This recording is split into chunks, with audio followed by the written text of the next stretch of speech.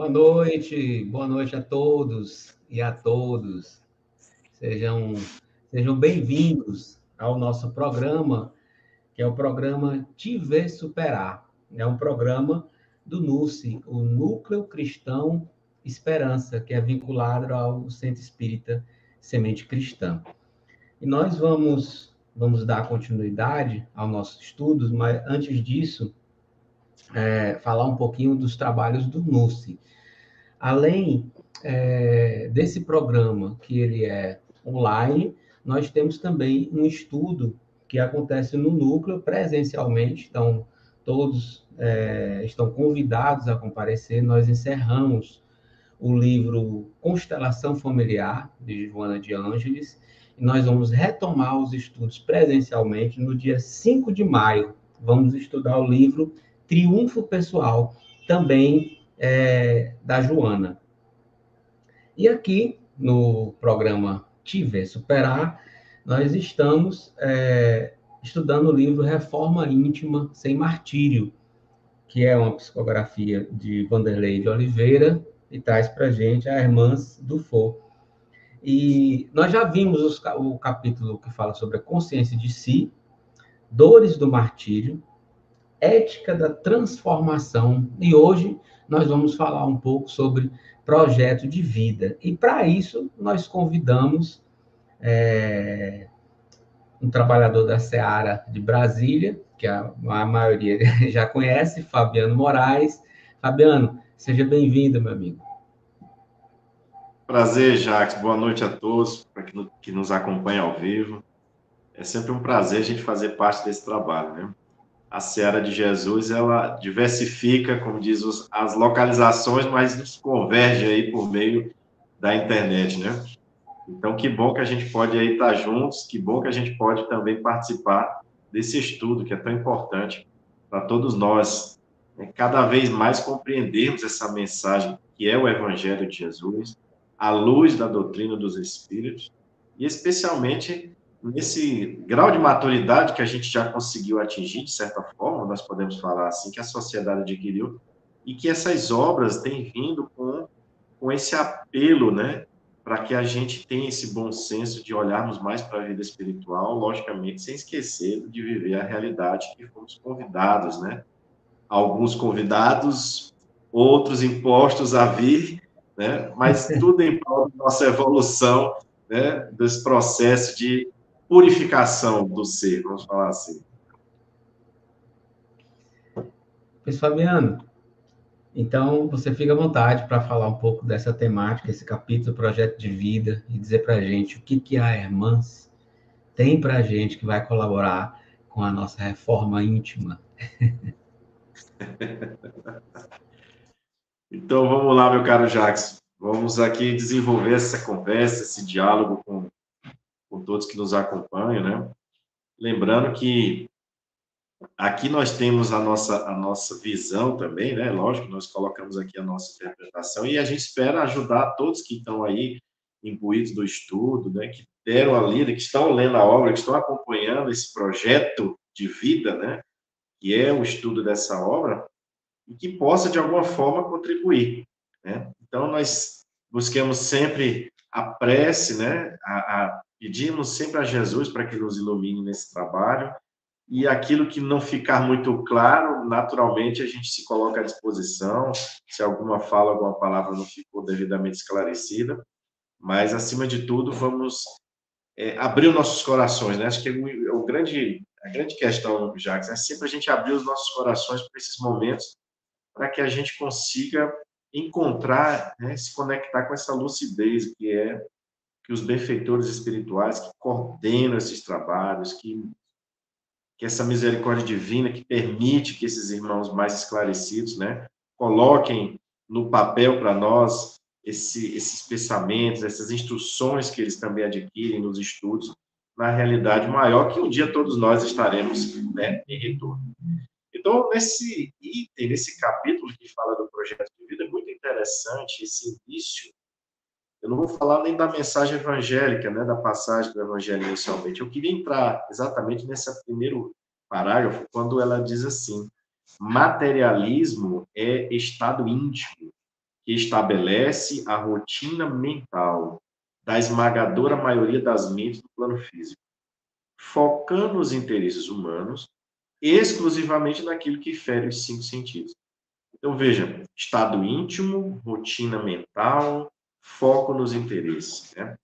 E aí a gente poderia fazer a pergunta, então, se o materialismo é a matéria, então, que é esse fator complicador, então Deus não errou aí na hora de escrever? Será que ele não escorregou na mesa, né? Na hora, e opa, matéria, então manda todo mundo para a matéria, porque lá... Então é interessante a gente falar um pouquinho sobre essa questão da matéria, porque nós temos no Livro dos Espíritos, né, como se fala, a tríade universal, né, que é o espírito, matéria e o perispírito. Então, a matéria, sim, ela é necessária para a nossa evolução. Hoje nós estamos aqui nessa forma mais, né, densa, mais pesada, enfim. Mas, com o passar das épocas, dos milênios, nós um dia estaremos em corpos mais sutis, né? Isso é que vai equivaler à própria sintonia, vamos dizer assim, do perispírito, que para nós, nos olhos físicos aqui, ele ainda não é perceptível. Mas se a matéria, então, é um mecanismo, o que Hernandes nos coloca claramente aqui, e é o que a doutrina espírita fala para nós, que ela combate o orgulho e o egoísmo, nessa manifestação do materialismo enquanto atitude. Porque a matéria a gente vai ter que andar aqui, né? A gente tem as necessidades que esse corpo físico ele tem. A gente precisa da vestimenta. A nossa organização requer que a gente trabalhe, que a gente tenha um esforço, que a gente construa um lar, que a gente tenha um local, né, para colocarmos a nossa família. Tudo que a gente já tem aí em mente, né, tudo que a gente vivencia. Então, a grande questão é, materialismo está na atitude. Então, é exatamente quando, nas minhas experiências, vivendo essas situações, nas mais variadas localizações do orbe, eu começo a me apaixonar por aqui. Eu começo a entender que a minha vida é aqui. Quando eu transformo os prazeres que devem me colocar aqui, me vincular por um tempo, fazer com que eu tenha vontade de ficar aqui, mas não para a gente sair antes do tempo, né? Porque a gente sabe que existem as provas que são rudes, nós vivemos aqui as intempéries do ambiente, né? A gente pode olhar aí mais recentemente, por exemplo, o terremoto em Taiwan, né? Aquela situação e tantos outros cataclismos que o globo, né, acontece no globo por ser um planeta que também está amadurecendo geologicamente ainda. Então, quando a gente faz esse passeio, vamos dizer aqui, nesse orbe, nessa condição, nós precisamos viver, né, nós precisamos dar o suporte necessário para o corpo. Porque os benfeitores espirituais, eles nos esclarecem e nos lembram, né, que o corpo é um santuário, que o corpo é necessário aqui para que a gente passe pelas provas, pelas expiações, cumpra as missões, né? Então, quando eu me apaixono por esse local, quando eu começo a entender que eu quero juntar bens materiais, eu sei que para me ser feliz, eu só entendo que eu ser feliz se eu tiver tudo na minha posse. Sou eu que comando, sou eu que faço, sou eu que dito as regras, né? Quando a gente começa a viver essa condição, a gente entra nesse materialismo, por quê? Porque eu começo a internalizar, eu começo a registrar em mim uma conduta que diz que isso é o bom, essa é a situação boa, né? E aí, como é um estado íntimo, é um sentimento, ou seja, brota de dentro para fora, né? Eu começo a ter uma rotina mental. Então, eu começo a dizer para mim mesmo que é isso mesmo, tem que ser dessa forma assim, eu quero ter isso, aquilo é meu, essas terras, eu vou tomar se tiver que tomar, eu vou matar se tiver que matar. E aí a gente começa a criar essa rotina. E o que acontece? Cada vez mais o meu foco fica onde? Nos interesses puramente terrenos. Então, aí ela está nos mostrando que nós temos que dar o devido valor à matéria, mas não vislumbrar, não efetivar isso como o fim. E isso tem acontecido de uma forma que muitas vezes vem disfarçada, né, de uma ajuda. É muito comum a gente observar em várias religiões, aqui eu não vou citar nome, não vou citar mais, várias religiões, que elas convidam as pessoas a participar, porque lá você prospera financeiramente, você prospera materialmente. Tem algum problema nisso? Não, não tem nenhum problema. Porque muitas vezes essa prosperidade material, você fez jus, você fez por merecer, e tem propósitos para que você possa ser ali testado na questão da abundância. De repente você veio com um propósito de uma determinada etapa, você adquirir uma certa quantidade de bens, um certo conforto material para você auxiliar outras pessoas, não tem nenhum problema, mas o problema, a questão é que está se fazendo as pessoas focarem nisto. E aí é que está o problema. Porque quando eu começo a achar que, olha, aquela igreja, aquele centro, aquela casa, aquele local, não é isso não, porque eu fui lá, fiz tudo quanto foi de me orientar a fazer, fiz despacho, fiz promessa, eu comprei, eu desfiz, eu estou na mesma situação. E aí são essas, vamos dizer assim, essas decepções que vêm mostrar para nós que tem algo além, tem algo mais, tem algo que precisa ser visto não desse ponto de vista, né?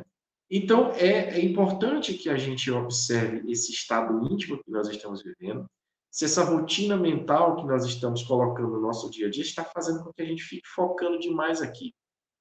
E aí está esquecendo outros valores, né? E esses valores é interessante, porque em seguida ela vem e nos coloca a seguinte situação.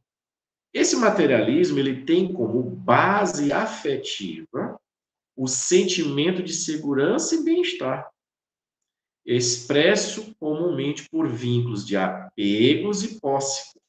Os reflexos mais conhecidos desses vínculos afetivos com a vida material são a dependência e o medo, respectivamente. Então, olha que interessante.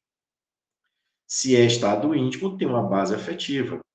E a gente quer ter segurança. Quem aqui, quando todos nós que já estudamos, né, um pouco da história, né, ouvimos falar da crise de 1929, ouvimos falar aqui da crise de 2008, né?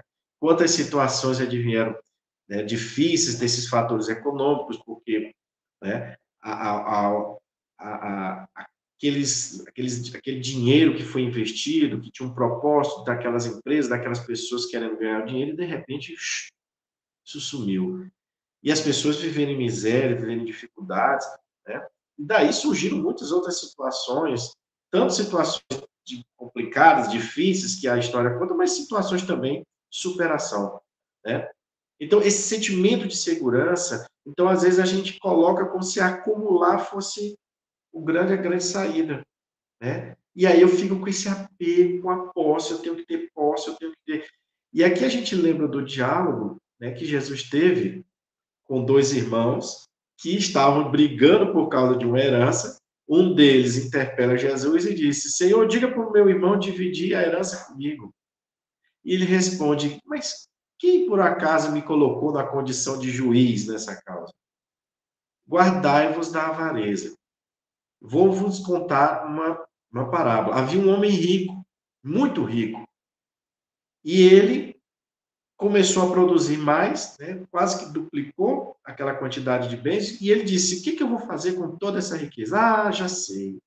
Eu vou construir mais celeiros e maiores celeiros e vou colocar todo esse excedente guardado. E vou dizer para minha alma: alma, descansa, come, goza. E aí Jesus fala: insensato esse homem, porque Deus disse: no mesmo dia tua alma estará comigo. Para que servirás o que tu acumulaste? Então, esse sentimento de segurança, Jesus já foi dando uma dica para a gente: olha, não está aí o tesouro da alma, né?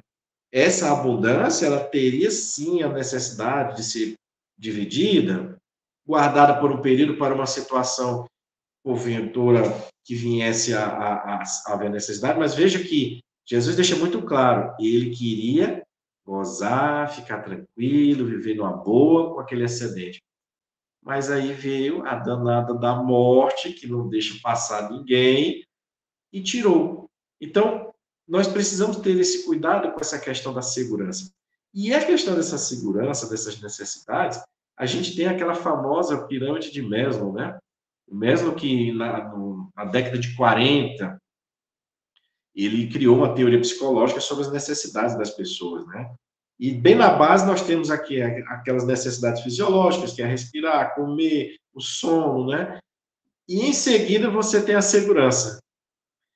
Segurança do corpo, do emprego, de recursos, moralidade, enfim. Então, veja, todos nós temos essa necessidade de segurança, né? Todos nós temos, mas a gente precisa ter cuidado para que isso não nos torne pessoas materialistas na atitude.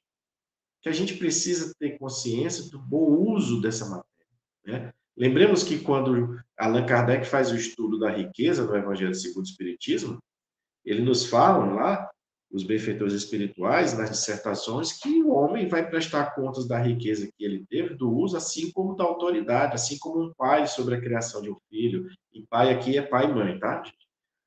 Então, tudo nós vamos prestar conta. Então, como é que eu estou fazendo o uso disso tudo? Então, a gente precisa ter cuidado para não ter esse estado íntimo vinculado nesse foco dos bens puramente materiais, dessa vivência humana, e criando rotinas mentais. E aí a gente precisa colocar a segurança dentro desse propósito de uma conservação do corpo, como templo, como mecanismo, como meio para a alma, sim, é importante, para vivermos o tempo que foi estipulado pela bondade e misericórdia divina, para que a gente execute aqui da melhor forma possível, né, os planejamentos que foram feitos para a nossa existência, para a gente poder ajustar-se com as leis divinas, né? Seja dentro do nosso lar, seja na vida profissional do país, enfim.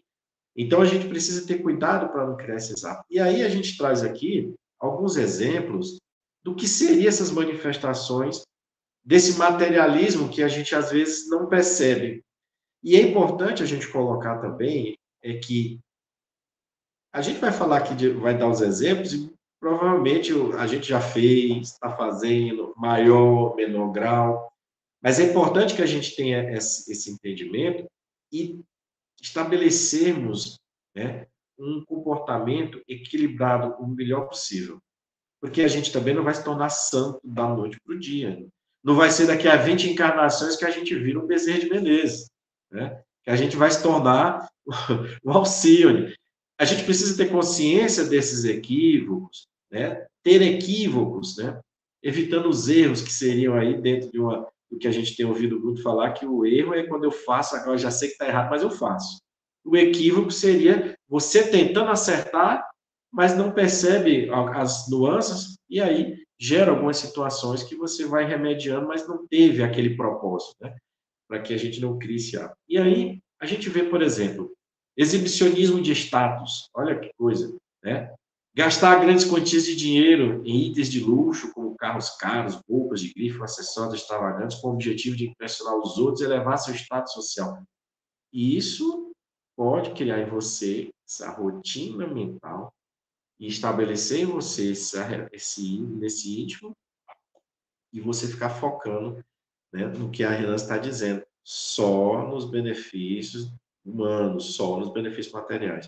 Obsessão por dinheiro, colocar um foco excessivo na busca por riqueza e sucesso financeiro, muitas vezes em detrimento de relacionamento, saúde ou bem-estar emocional. Consumismo desenfreado, comprar constantemente coisas novas, mesmo quando não são necessárias, apenas para experimentar a satisfação temporária de adquirir algo novo. Que alguns parentes meus não estejam ouvindo isso, senão eles vão achar que eu estou falando deles. Meu Deus do céu. Então, assim, claro que Fabiano também já fez gastos desnecessários, já pensou em épocas da sua juventude, especialmente, em ter carros luxuosos e casas. Que interessante, que graças a Deus a divindade foi cortando as arestas devagar. Não, meu filho, vem aqui, vem aí, calma aí, entendeu? Ainda, de repente, você está vindo de uma situação exatamente desses extremos, né? De ter feito esses abusos.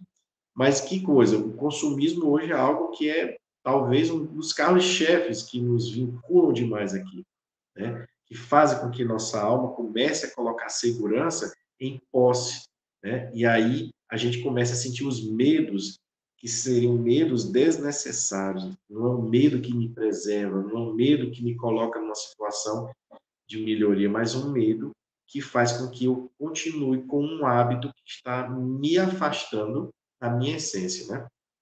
E aí nós temos a competição por posses, entrar em uma competição constante com outras pessoas para ter as melhores coisas, independentemente de sua utilidade ou significado real. Falta de generosidade. Ser avalento ou relutante em ajudar os outros financeiramente, mesmo quando se tem recursos abundantes. Alguém conhece situações assim? Pessoas que têm dinheiro, muito dinheiro, e eles não investem em nenhum projeto social, eles não colocam de alguma forma esse benefício que Deus concedeu, essa bênção para dirimir algum sofrimento. Muito pelo contrário, é cada vez mais acumulando. E aqui a gente não está dizendo que você é obrigado. Nada que você é obrigado a fazer. Mas nós somos chamados a pensar, a raciocinar. Por que que Jesus, que é o Espírito mais perfeito que veio aqui, ele não encarnou como um rei na condição de soberano à época? Ele não encarnou lá no Império Romano, né? Ele não veio como um imperador. Por que que Jesus não deu essa... Né? Por que que ele, com todo esse conhecimento, com todo esse esplendor, ele veio numa condição humílima? Então a gente precisa começar a enxergar essas questões, porque ele nunca condenou a riqueza. Ele disse: guardai-vos da avareza. Cuidado, onde estiver o vosso coração, está aí o vosso tesouro. Então, sempre mostrando para nós, né, essa realidade espiritual, essa realidade material, mas ele nos colocando como um educador, como um irmão mais velho, pelas experiências que já passou, dizendo: aí não é o caminho, faz o bom uso, né? Quando ele fala do jovem rico, vai, vende tudo e me segue. Né? Quando ele fala, inclusive, do próprio jovem que queria segui-lo, e diz: pois vem, não, deixa só eu sepultar meu pai. Aí Jesus... tá. Então, assim, muitas lições de Jesus estão nos conclamando, meu Deus, a gente a buscar essa realidade espiritual, a gente a sair dessa situação, né? A gente buscar realmente o que é importante, o que é bom. E aí a Hernandes dá continuidade nesse estudo, nos dizendo o seguinte: em essência, o interesse central de todo materialista é tornar a vida uma permanência, manter para sempre o elo com todas as criações objetivas que lhe pertencem, sejam coisas ou pessoas. Contudo, a vida é rígida, é regida pela lei da impermanência. Tudo é transformação e crescimento. Né? Então, que coisa. Tem até um livro que é do Pastorinho, que é uma psicografia de Divaldo, que ele fala impermanência. O livro é Impermanência. Ai, meu Deus, eu esqueci o restante do livro. Meu Deus. Mas é exatamente mostrando que a vida não é essa rigidez. Não, porque eu quero que seja assim. Não, não é porque você quer assim. Né? Há situações em que você assume um controle, um poder, mas ele é baseado num mérito, num teste, numa prova, para que você possa aprender a fazer o bom uso de todos os recursos que a divindade coloca. Tudo que é colocado para nós nessas existências, sejam elas mais densas, mais materiais, até chegarmos próximos já de nos tornarmos espíritos puros, é exatamente nos apresentar a divindade, nos conectar com essa energia que está dentro de nós, com esse reino que está dentro de nós, conforme Jesus nos colocou. Então, o materialista, por mais que ele deseje controlar tudo, a vida vai sempre dando uma voltinha. Não tem aquele ditado: o mundo dá voltas. Então, esse mundo dando voltas é para nos mostrar que nós não somos os donos desse local. Nós não comandamos definitivamente o que está em nossas mãos. Porque em toda a literatura que nós temos de conhecimento aqui na Terra, nenhuma comprovou que homens e mulheres que tiveram grandes riquezas, quando desencarnaram, levaram isso. Não existe nenhuma forma, né? Não há como. E aí, quando a gente faz o estudo do Livro dos Espíritos, nós vamos fazendo esse encadeamento lógico. de demonstrar que não é exatamente, que nós não temos essa condição de levar, até porque se a gente pudesse levar, era mais um fardo, né? Nós íamos chegar no plano espiritual com um fardo maior ainda. Então, a estrutura, tudo como foi montado para a nossa realidade, está baseado nessa misericórdia, que é sempre nos mostrando, se apegou demais, está vendo? Não era, você está aqui agora no plano espiritual, onde é que está? Ah, não, mas eu vou ficar lá perto, porque... E aí gera aqueles processos de obsessão, muitas vezes não é uma obsessão porque o espírito detesta você, porque ele não gosta de você, não, é porque ele se sente apegado àquela realidade, àqueles bens, ele acredita que é dele, e ele continua próximo, né? Eu acho que eu já contei aqui uma experiência que nós tivemos em uma reunião em que um espírito se manifestou e na conversa, normalmente dava a impressão de que ele não entendia que estava desencarnado, porque ele estava na casa dele e ele estava lá muito chateado porque estavam querendo vender um relógio dele, que era aqueles relógios antigos que tem um pêndulo grande, né, balançando. E na conversa ele disse: "Não, eu já sei que eu morri. Eu já sei que eu morri. Eu não aceito vender aquele relógio. Aquele relógio é meu." Ora, olha a contradição. Ele entendeu que tinha desencarnado, ele sabia que o relógio estava lá, mas ele não aceitava que as pessoas que estavam querendo fazer com o bem material. O apego, né? Aquele bem, aquela realidade. Então, gera essa dificuldade para todos nós quando a gente fica exatamente mais aqui, né? E um dos exemplos que nos rodeiam para nos mostrar essa impermanência da vida, a gente encontra, por exemplo, nos ciclos naturais, as estações do ano, o ciclo diário de dia e noite e o ciclo de vida das plantas, animais, ou seja, a gente não diz aqui, opa, dia pode parar, eu quero hoje só o dia. Não, o planeta não vai deixar de fazer a rotação sobre o seu próprio eixo, sobre o Sol, porque você quer que ele pare, você quer que ele fique mais de noite, você quer que fique mais de dia. Então, isso é um exemplo natural que nos mostra dessa modificação, não existe essa rigidez, né? O envelhecimento e mortalidade, o processo de envelhecimento e a inevitabilidade da morte são exemplos claros da impermanência da vida. Nada permanece jovem para sempre e todas as formas de vida eventualmente morrem.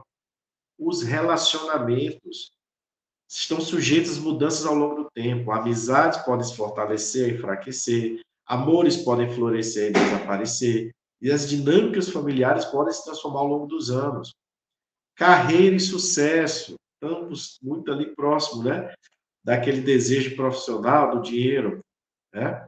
O sucesso profissional e financeiro pode ser fugaz, carreiras podem prosperar e declinar, oportunidades podem surgir e desaparecer. Tá? Aí as crises que a gente deu como exemplo, né? Ao longo da humanidade, as crises econômicas, né? Que a gente viu. Saúde e bem-estar. A saúde física e mental está sujeita a flutuações ao longo da vida. Podemos estar saudáveis em um momento e enfrentar doenças ou lesões no próximo. Além disso, as emoções e o bem-estar mental podem variar significativamente ao longo do tempo. Uma experiência que a gente passa. Eu estou muito bem, eu estou feliz, eu vou ficar assim para sempre. Um ente querido seu desencarna, você sofre um acidente, tem um revés financeiro, lá vai a felicidade embora. Lá vai aquela sensação. Então, veja, tudo isso vai nos mostrando que nada é rígido, que a gente não tem esse controle, esse comando como a gente imagina, por mais que a gente tenha posses nessa existência, né? E o que a Hernanci começa a nos colocar para a gente começar a sair dessa rotina, desse estado íntimo, desse foco da vida material, né? Esses exemplos, desde da questão do que seria esses comportamentos puramente materialistas, do que seria dos comportamentos que nos mostram a impermanência da vida, o que ela começa a colocar para a gente? E isso é algo interessante, porque ela diz assim: uma semana na Terra é composta de 10.080 minutos. Uma semana na Terra é composta de 10.080 minutos.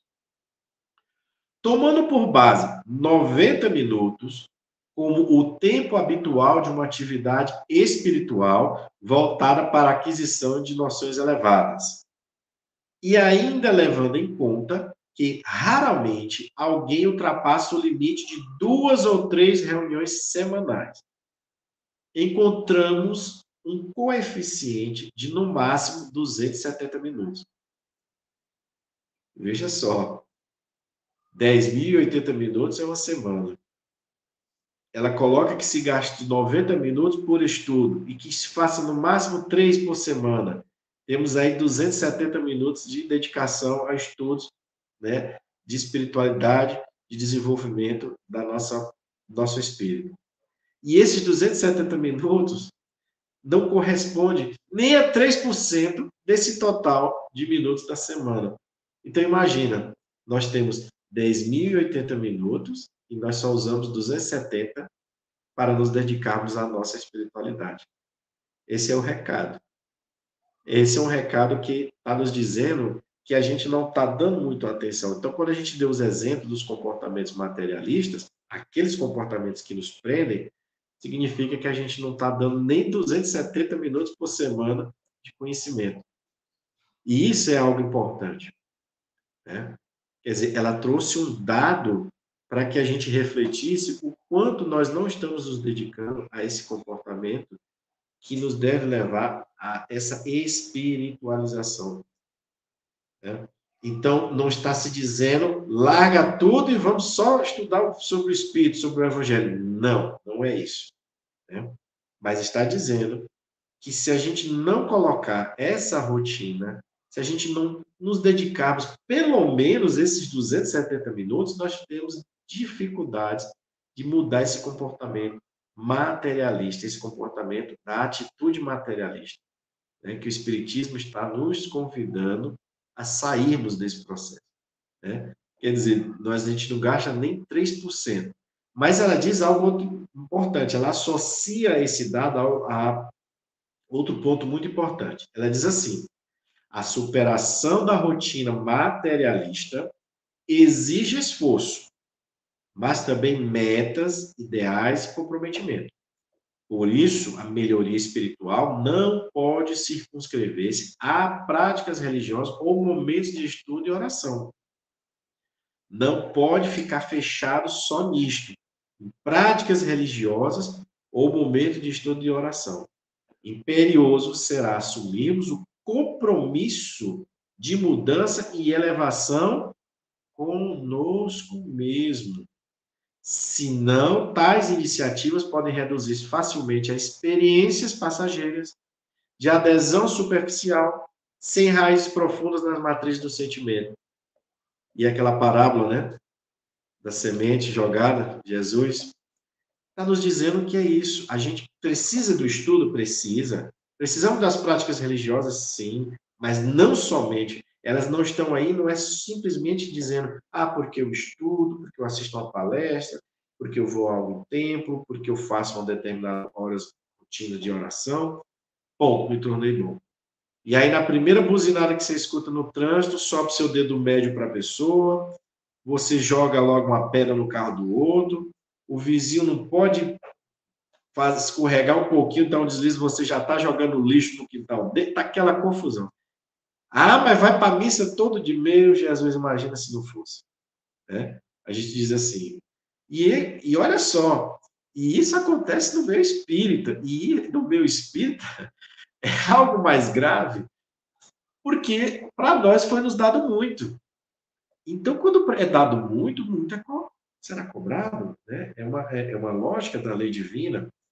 Porque a gente vê no Espiritismo pessoas com comportamentos que a gente, Senhor, na vida, né? Me ajuda aqui, porque se está aqui estudando, não vem falando, mas quando chega bem aqui lá de fora, Ave Maria, não pode, é outra pessoa, só pode ser, não, deve estar obsediado ali, o obsessor não ficou no seu espírito, está junto, né?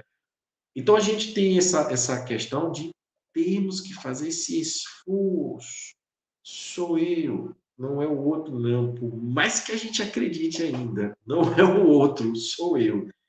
É a experiência dele, a atitude dele, daquela pessoa, e como é que eu estou reagindo. Por isso que Emmanuel fala que a mente é o espelho da vida.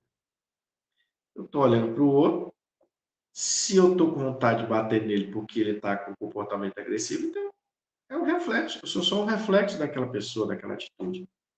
Então a gente precisa ter o esforço, é uma reforma íntima. Eu posso começar e às vezes aquelas pessoas que estão ao meu redor estão nem aí. Não largam sua cervejinha, não deixam de chegar embriagado em casa, não deixam de ter os gastos compulsivos, né? Não respeitam as pessoas, tratam de uma forma muito agressiva, e você está lá estudando, fazendo o evangelho no lar, você está procurando ter paciência com esses comportamentos, começa a ter aquela tentação, né, de Senhor, é isso mesmo. Às vezes chega a dizer assim: por que eu conheci Jesus logo agora? Era tão mais fácil se pegasse no pescoço, mas eu conheci Jesus, não dá mais. Senhor, tira esse pensamento da minha cabeça. O que significa isso? Né? Quando a gente observa no Livro dos Espíritos, quando Kardec começa a tratar desse assunto da obsessão no Livro dos Espíritos ainda, por que Deus permite os espíritos, né, obsediarem? E os espíritos respondem que nós somos espíritos em evolução, nós precisamos da experiência, precisamos saber o que é o mal, né? E aí vai nos mostrando que quando a gente muda a nossa atitude, aquele espírito ele começa a perceber que não dá mais, que não consegue ter a mesma influência, e ele sai, ou ele aproveita aquela mudança que a pessoa teve e tem que ser assim mesmo, vou mudar o caminho, e aí começa a buscar na realidade espiritual os benfeitores. Então, essa realidade, né, esse contato que a gente tem, essas experiências que a gente passa, nos mostra que quando eu quero mudar para algo melhor, vão ter aqueles que não querem. É só pegar Jesus. Jesus chega com uma proposta que vai rompendo toda aquela estrutura, vai dizendo que não é mais pelo poder, que a riqueza não é importante, que as pessoas têm que começar a se dedicar, amar uns aos outros. Quando ele começa a andar nos samaritanos, que tinha aquela rixa, né, com os judeus, que já vinha de muito tempo, né, vai mostrando que não importa a quem quer que seja, né, se a pessoa abraça a mensagem, se ela entende aquela mensagem e ela quer vivenciar, é natural que existam os contraditores aí. Você imagina aqui a situação de Paulo, né? Paulo aplicava a lei mosaica perfeita, matava que era uma beleza. Então ele utilizava a lei naquele momento dele com a desculpa da sua psicosfera violenta de matar, né? Quando Jesus vem, chama e mostra a outra rotina, não é essa. O que acontece? Ele passa a ter a desconfiança dos cristãos e passa a ter o ódio dos judeus. Como é que ele mudou assim? O que é isso? Não, não pode estar errado. Então, daí as outras experiências que a gente ainda não tem ideia do que ele vivenciou, do que ele passou. A gente tem a obra Paulo Estevam, que nos dá assim, uma visão, assim, uma visão apaixonante, né? Mas a gente sabe que ali não está todos os pormenores, porque não dá, né? Mas você tem Jesus, você tem Paulo, Chico Xavier, Divaldo Franco. Quantas essas pessoas não são agredidas? O próprio Divaldo nos dá relatos aí das situações quando ele vai fazer as viagens, o que aqueles espíritos que não querem que a mensagem de Jesus chegue no local, o que eles fazem, o que eles tramam para aquilo não dar certo. Por quê? Porque você vai esclarecer outras pessoas. Você vai tirar outras pessoas daquele estado de letargia. Você vai dar a oportunidade daquela pessoa abraçar. E de outros espíritos encarnados que estão ali próximos, né? Então, veja, quão é importante a gente ter essa prática religiosa, esse estudo, mas a consciência da reforma é a consciência de que haverá essas situações que nos opõem. Daí a Hernandes chamar o projeto de vida. Essas encarnações, essa nossa vivência, nosso esforço, saúde, é um projeto de vida, né? É uma situação que a gente precisa crescer, que a gente precisa ir buscar, né, nesse sentido. E o Livro dos Espíritos nos coloca isso, porque a palavra projeto, só fiz uma pesquisa rápida, meu caro Jacques, ela vem do latim projecto, algo lançado à frente. Então, eu estou agora ciente, consciente de que tenho que mudar, de que tenho que fazer me dedicar mais à minha realidade espiritual, fazer o equilíbrio com a vida material, saber dar o devido respaldo, o devido suporte ao corpo físico, viver dentro da organização da sociedade, mas viver dando satisfação a Deus do que eu quero fazer, do que eu fiz, se eu posso fazer daquela forma. Perguntar a Ele o que queres que eu faça, Senhor. E aí, dentro dessa conjuntura, a gente está projetando adiante uma realidade melhor. E aí, essa é a proposta também que ela nos faz. Então, nós estamos saindo de uma situação que é extremamente materialista para uma realidade de equilíbrio. Porque a gente precisa sempre lembrar, não vamos tornar espíritos puros só porque a gente mudou agora. A gente iniciou um processo, a gente despertou, a gente acordou, a gente entendeu. A chave, como diz, né? Abriu a cachola e agora a gente consegue ter uma rotina, uma mudança. Quem tem um exemplo muito bom também nesse sentido de oposição é Bartolomeu. Salvo engano, na obra, não sei se é o Boa Nova, que Jesus conversa com. Ele pega exemplo de vários discípulos e um deles, acho que era Bartolomeu, que se dizia muito entristecido porque toda a família falava mal, brigava com ele, porque eles eram seguidores da lei mosaica.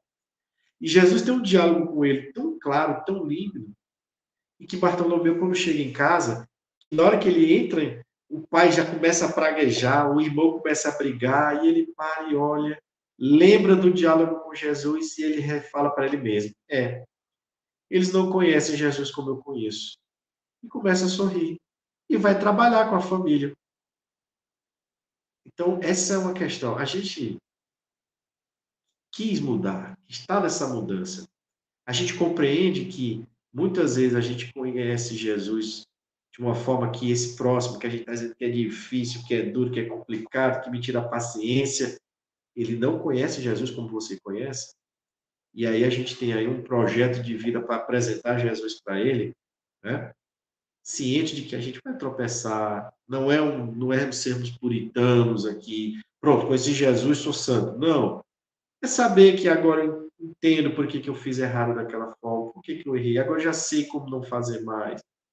Começo a me lapidar, a tirar essas psicosferas, as mais variadas, que me prendem demais essa realidade material, né? E aí a gente pode aqui citar alguns exemplos, meu caro, para a gente finalizar, de algumas atitudes para que a gente comece a ter, né?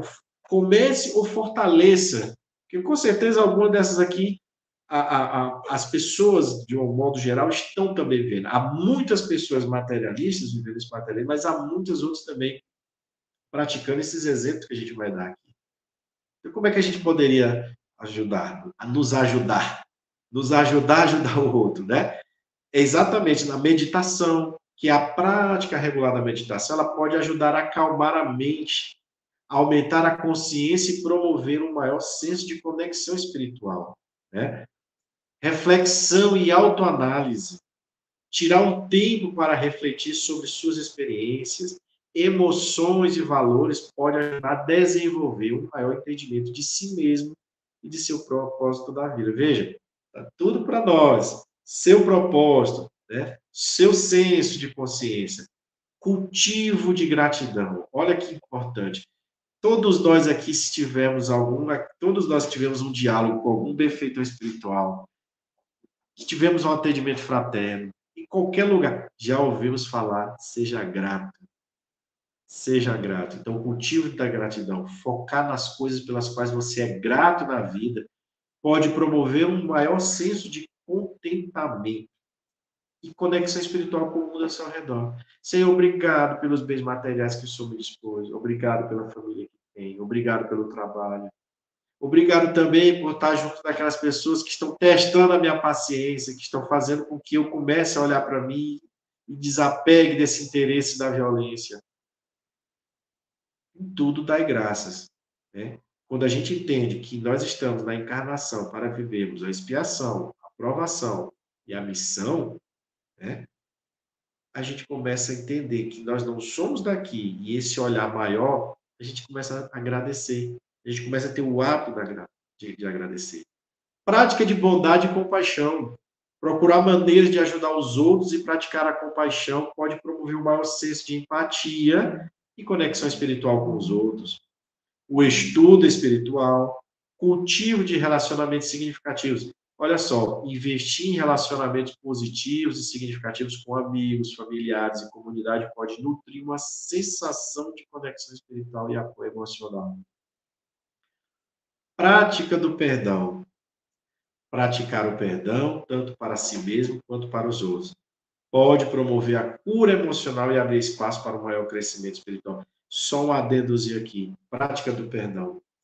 Quando Kardec pergunta qual era o sentido, né, da palavra caridade, quando Jesus a praticava, pronunciava, né? Benevolência para com todos, indulgência para com as faltas e perdão das ofensas. E aí, muitas vezes, as pessoas pensam que perdoar é esquecer. Esquecer é uma questão de memória. Você pode esquecer ou não um fato. Perdoar é eu dar algo diferente àquele que me ofendeu. É quando Jesus disse, dá outra face quando alguém te bater. Se alguém te pede a capa, dá a túnica. Se alguém te pede para fazer 100 passos, faz 1000. Dá àquele que pede, que tem necessidade. Então, perdoar, que é o perdonar, que é o dar além, é eu não dar a mesma moeda que foi dada a mim. Eu fui ferido? Eu não preciso ferir. Isso, quando eu não estou ferindo, estou dizendo, ô Senhor, ilumina, que ele não sabe o que está fazendo. Ô meu irmão, é o seguinte, olha, me perdoe, deixa eu ir embora, você está muito agressivo, eu não quero confusão. E você não fixa naquela situação. Você não distribui um pensamento ruim. Vem o sentimento, vem o medo, vem a raiva, que são sentimentos, são emoções que você precisa ter para se proteger. É a segurança, é o instinto trabalhando. Mas depois de passar desse momento e há o equilíbrio, você diz, eu não quero mal a essa criatura. Meu Deus, dá um caminho bom para essa criatura. Isso é o perdão. É o dar diferente. Diferente do que o outro me deu. E isso, naturalmente, é um exercício. Assim como a gente se apega à matéria, para a gente começar a exercitar esse perdão, a gente precisa começar a dar outra face. A gente precisa começar a dar a túnica também. Tempo na natureza, passar tempo ao ar livre, apreciando a beleza da natureza e reconectando-se com o mundo natural. Pode nutrir um senso de admiração e conexão. Atos de autocuidado, cuidar bem de si mesmo, tanto fisicamente quanto emocionalmente, pode promover um maior bem-estar e ajudar a cultivar uma base sólida para o crescimento espiritual. Prática de aceitação e desapego. Praticar a aceitação de coisas que estão além do seu controle e cultivar o desapego de desejos e expectativas pode promover um maior senso de paz interior e liberdade espiritual. Isso aqui são apenas exemplos. E o que a gente precisa fazer é o nosso melhor nesse sentido de praticarmos o amor, porque todos esses exemplos aqui é o amor em algum formato, em alguma condição, em alguma situação, né? É na caridade, é na meditação, é na conexão, é no bom relacionamento, eu estou amando as pessoas assim. Então a gente precisa priorizar isso, colocar esse amor como uma prioridade na nossa vida. Porque Jesus disse isso para nós. É o amor. João, todo tempo no seu evangelho, nas suas cartas, nos diz: amai-vos, amai-vos, amai-vos, meus irmãos, amai-vos. E esse é um amor que a gente pratica sim. No bom cuidado, no pedido de desculpas, na aceitação da desculpa, é amar. Porque aí a gente não está fomentando o ódio. E aí a gente não está nos colocando como uma visão só humana, mas estamos nos enxergando como espíritos. Porque se hoje aquela pessoa que me agrediu não está na minha família, amanhã a gente pode estar junto. E se hoje estamos juntos e temos uma dificuldade de nos relacionarmos, é porque somos aquelas pessoas do passado que não entendemos o amor, demos a prioridade a esse ódio, a raiva, e ele pode ter sido em decorrência de um comportamento materialista, no sentido da atitude. Porque nós precisamos saber viver na matéria, porque é aqui que Deus nos concedeu a oportunidade de crescer. Meu amigo Jacques, eu repasso a palavra para Vossa Senhoria. Espero não ter feito muita gente dormir, mas é um recadinho que a gente conseguiu montar e realmente essa é uma obra muito interessante, né? É um chamado muito interessante da Hernanci, esse compilado que ela conseguiu fazer, que eu acho que é tão importante que a espiritualidade faz, ela consegue concatenar muita coisa em 2, 3 páginas. E a gente fica, nossa senhora, eu ia estudar uns 5 livros aqui só para começar a fazer aqui a primeira linha, mas ela botou em 2 páginas, né, muitas lições aqui de Jesus, muitas lições da doutrina espírita para a gente aqui se alimentar. Muito bom, Fabiano. Como sempre, você trouxe muita lucidez. E eu fiquei pensando, justamente pela essa fala da Irmãs, porque ela começa falando sobre materialismo e ela liga o materialismo à ilusão, né? A ilusão terrena como hábito. E eu comecei fazendo a analogia. Eu gosto muito de um escritor chamado, um filósofo, né? Sociólogo, Zygmunt Bauman. Ele fala da superficialidade que nós estamos no mundo, né? A gente precisa dessa lucidez para compreender todas essas nuances que a Hermãs nos traz. A gente precisa compreender que a reforma é um processo, né? Mas e o imediatismo dos nossos dias? Como é que a gente faz para a gente compreender isso, né? E ela fala muito bem aqui num parágrafo lá no final. Evitemos, assim, confundir a simples adesão a práticas doutrinárias ou ainda ao acúmulo de cultura espiritual como sendo iluminação e adiantamento. E aí eu trago para nós, espíritas, né? Que muitas vezes nos achamos que estamos no caminho, e quando, na verdade, a essência, né, da reforma a gente não está aproveitando, né? E como ela diz, só são estímulos. E aí você vai aproveitar consigo mesmo, né? Se você tiver essa lucidez, essa compreensão. E aí, como você sabe, e os nossos amigos também, quando a gente não tem lucidez, vem uma educadora muito boa, que é a dor. Nos Às vezes ela vem colocando no disfarçada de caminho. enfermeira, né? Mas é isso. Fabiano, você quer encerrar, deixar uma mensagem para a gente? Excelente essa a Ah, sua fala, você trouxe muito bem a Irmãs e é isso, diga aí. eu estava aqui olhando aqui o finalzinho da mensagem. Eu acho que ficaria aqui como um adendo, né? Como um adendo, não. É isso, Fabiano, pelo amor de Deus. Como um ponto a mais para a gente entender. Porque ela finaliza dizendo assim: Lacordaire é muito lúcido, que é a mensagem que está no início do capítulo, né? Ao afirmar que destruímos as faculdades de amar quando as reduzimos aos bens materiais. Quando a gente coloca tudo tem que ser a base dos bens materiais.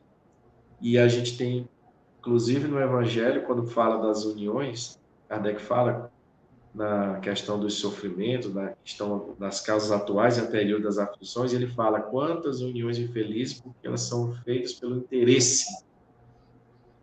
E aí o interesse, com certeza, não é o amor, tudo que está conectado e ligado exatamente a reduzir o sentimento do amor a bens materiais.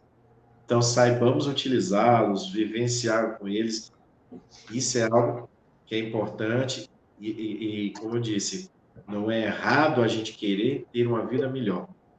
O que a gente não pode é deixar se apegar e começar a destruir relacionamentos, começar a causar problemas, porque eu não sei me desapegar, né, momentaneamente daqueles bens materiais. E como você falou, Jacques, o imediatismo, né? Muitas vezes as coisas não são para hoje, elas podem ser para o amanhã. E esse amanhã, quando chegar, que a gente esteja preparado para lidar, porque a gente às vezes pede sem saber das responsabilidades que vêm também, né, desses compromissos com os bens materiais, principalmente quando a gente tem abundância. Muito bom, Fabiano. Excelente a sua colaboração. A gente agradece mais uma vez a sua disposição de estar colaborando com a gente aqui no nosso programa Te Ver Superar, do Núcleo Cristão Esperança. E hoje a gente falou sobre projeto de vida, que é um capítulo do livro Reforma Íntima Sem Martírio, da Irmãs, né? A próxima semana, porque esse nosso programa é semanal, todas as sextas, às 20 horas, é o capítulo Que Proceda do Coração, e a gente vai ter um outro convidado aqui para estar junto com a gente. No mais, a gente deseja um excelente final de semana e uma ótima semana para todos nós, que a gente possa ter a coragem de colocar em prática os ensinamentos aqui aprendidos. Boa noite a todos. Obrigado. Tchau, tchau.